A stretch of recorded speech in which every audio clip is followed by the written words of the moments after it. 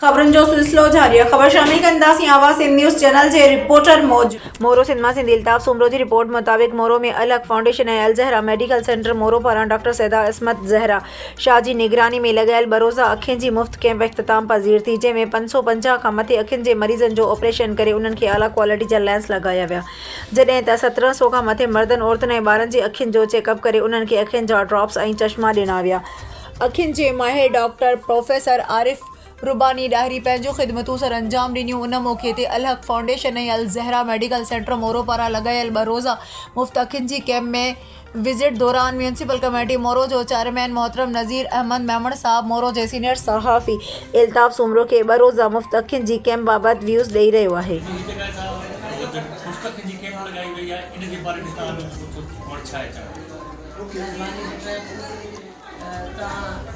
बचायो तव्हांखे त मोरे शहर जा तव्हांखे ख़बर आहे गुरबत केतिरी आहे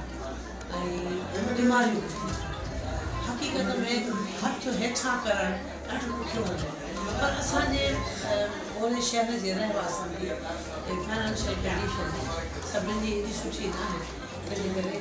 हेल्थ डिपार्टमेंट जे तहत मां हेल्थ केयर प्रोवाइडर आहियां, त मुंहिंजी इहा रेस्पॉन्सिबिलिटी थी थिए त मां पंहिंजे फील्ड में अॻिते वधां ऐं जिथे जिथे थी सघे, चाहे उहा आई जी हुजे चाहे उहा गाइनी जी हुजे। हिन दफ़े हाईली थैंकफुल आहियां doctor eye specialist doctor Arif Rabbani ji, जंहिं मूंखे कोऑपरेट कयो बाक़ाइदा ऐं पंहिंजी टीम्स खे घुरायो ऐं बहितरीन तरीक़े सां हले पियो। प्रेस जी महिरबानी आहे जे एतिरो असांखे सोशल मोबिलाइज़ेशन में हेल्प। अच्छा ही जगह साहब मेडिक के जगह हमारा के लगाण जो मकसद हमारा केड़ो है? मकसद इहो त बेटा विजन ॾाढो सफ़र पियो करे, किन खे डायबिटीज़ आहे त का ख़बर कान्हे, किन खे ब्लड प्रेशर आहे त का ख़बर कान्हे, उहे वञी अखियुनि ते हमिलो कनि ऐं अला माफ़ी ॾे बीनाई ते ॾाढो असरु थो पए। उनखे ख़तमु करण जे लाइ त हू ॾिसी सघनि दुनिया में जेका ज़िंदगी आहे